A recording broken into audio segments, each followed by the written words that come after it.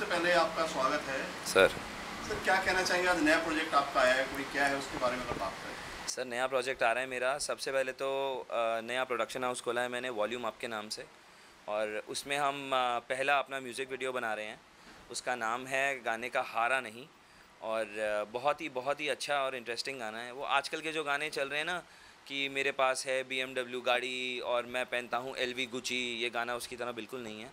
बड़ा meaningful song है, और गाने में एक कहानी है, जो एक आर्टिस्ट की कहानी। जब उस आर्टिस्ट का फेम गिरने लगता है, जब वो आउट ऑफ वर्क होता है, तो वो कैसा फील करता है और किस दौर से गुज़रता है। तो ये एक बड़ा मोटिवेशनल सॉन्ग है जो लोगों को, और आई थिंक पसंद आएगा। किस तरह का मूड है इसमें? सर इसमें इस तरीके का मूड है कि एक आर्टिस्ट जब उसके पास सब कुछ होता है तो वो कैसे चीज़ों को इग्नोर करता है, और कैसे अपने रिश्तों को इग्नोर करता है, पर जब चीज़ें ख़राब होने लगती हैं तो कैसे उसका डाउनफॉल आता है, और वो फिर उस डाउनफॉल में वो कैसे सब्सटेंस का सहारा लेता है, और यू नो बुरी चीज़ों में पड़ जाता है, पर एंड ऑफ द डे उसके अंदर का आर्टिस्ट कभी नहीं मरता। तो ये मैं दिखाना चाहता हूँ अपने म्यूज़िक वीडियो के through. Sir Sharma ji, big boss की अगर बात करें या तो आदमी बिल्कुल बन के आता है या बिगड़ के आता है, पूरा बर्बाद होके आता है, तो आपके साथ क्या हुआ? सर मैं तो बन गया, मुझे बिग बॉस ने बना दिया, फेम दे दिया इतना सारा, और सलमान खान के साथ एक स्टेज शेयर करने का मौका दे दिया। तो ये तो आई थिंक जो बहुत ही बड़े और स्टैब्लिश्ड एक्टर्स होते हैं उनको ही मौका मिलता है, पर मेरी किस्मत अच्छी थी जो मुझे ये मौका मिला, और बना दिया उन्होंने मुझे।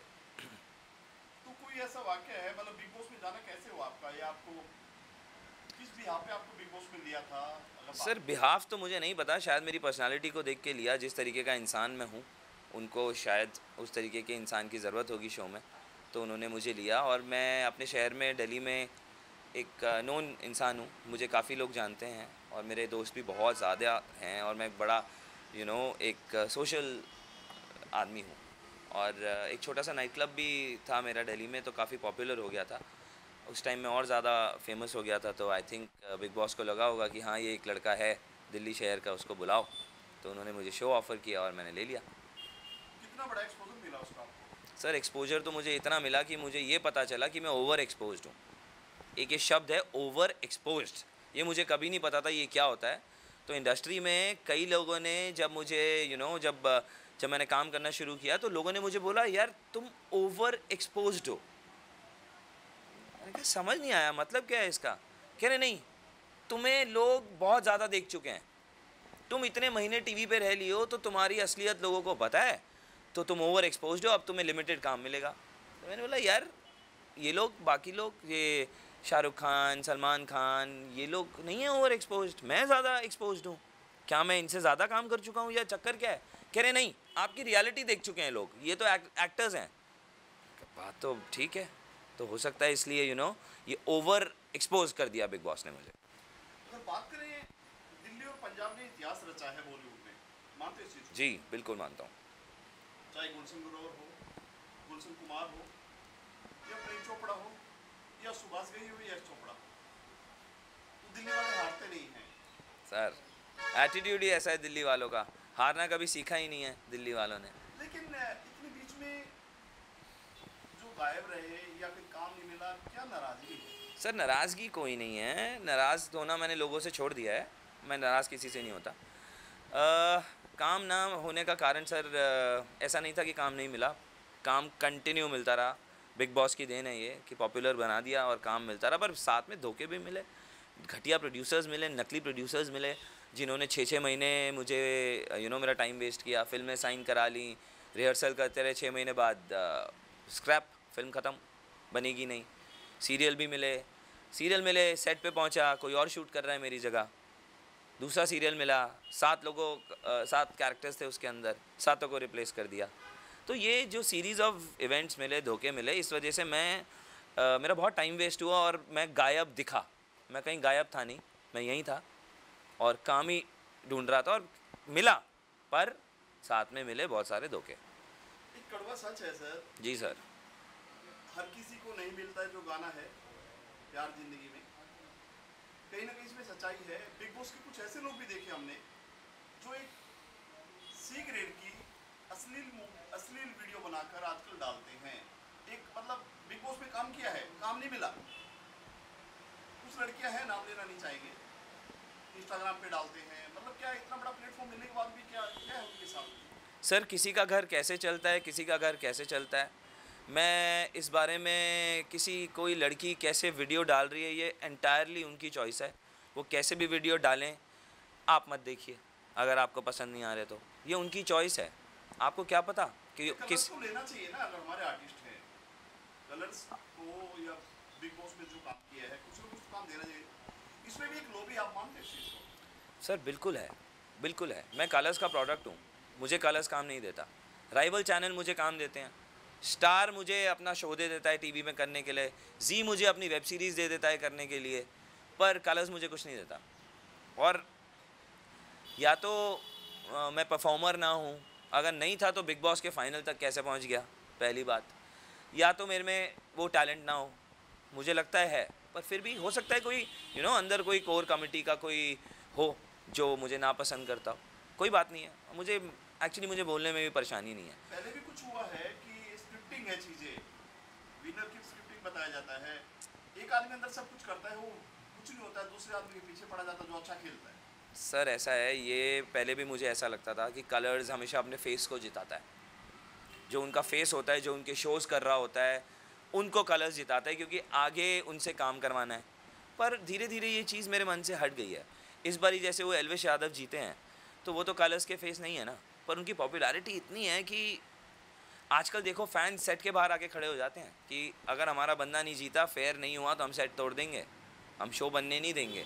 अब ज़माना बदल गया है, तो मुझे लगता है अब तो झोल करना बड़ा मुश्किल है।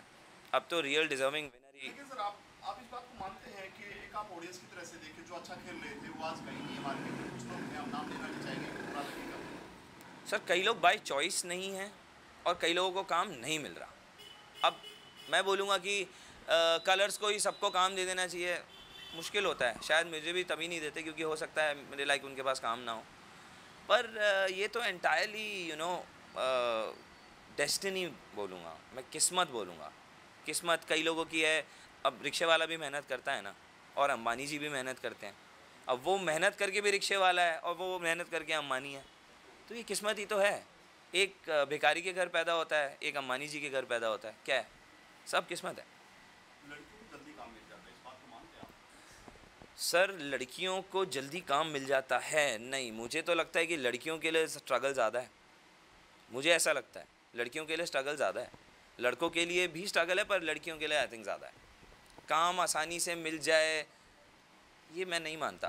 अगर आप कहोगे हाँ खूबसूरत लड़कियों को जल्दी काम मिल जाता है, तो आजकल खूबसूरती की कोई कमी नहीं है। बहुत खूबसूरत लड़कियां हैं, और जो खूबसूरत नहीं होती उन्हें डॉक्टर बना देते हैं खूबसूरत।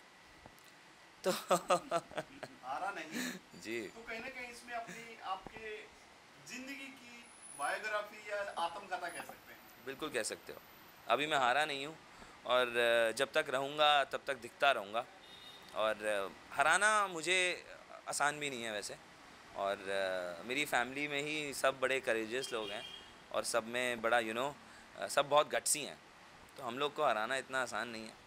और दिल्ली वाला हूँ यार, दिल्ली वाला हारता नहीं है। प्रोडक्शन हाउस जो आपने शुरू किया है, इसमें क्या किस तरह के लोग रहेंगे और क्या चॉइस रहेगी आपकी? सर हमारी चॉइस बड़ी आम चॉइस रहेगी। हम उन लोगों को काम देंगे जिनके पास बहुत सारा टैलेंट है पर अप्रोच नहीं है और पहुंच नहीं सकते बड़े बड़े प्रोड्यूसर्स तक। हम उनको काम देने की कोशिश करेंगे, और आम जनता से रिलेटेड हम स्टोरीज़ बनाएंगे। हम मास को केटर करेंगे, और कोशिश करेंगे कि ज़्यादा से ज़्यादा रिलेटेबल कंटेंट हम मार्केट में दे पाएँ।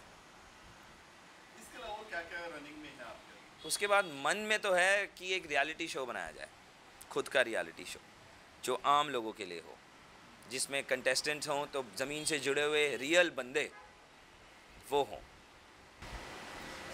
सर आपको कभी ऐसा लगा कि मेरी पर्सनैलिटी इतनी है, मुझे बड़ी फिल्में मिलनी चाहिए, कभी ऐसा दिल में आया कि मतलब मेरे साथ में अन्याय किया जा रहा है? सर ये तो अपने मुंह मियाँ मिट्ठू बन के कुछ नहीं होने वाला।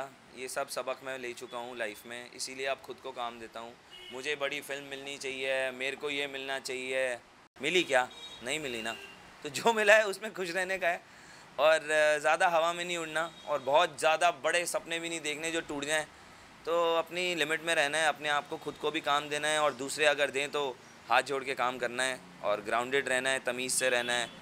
बस यही मोटो है आजकल अपनी लाइफ का। अपने एक दो लाइनें गुनगुनाएंगे अपने गाने की जैसे? ऐसे कभी सब कुछ खोया नहीं।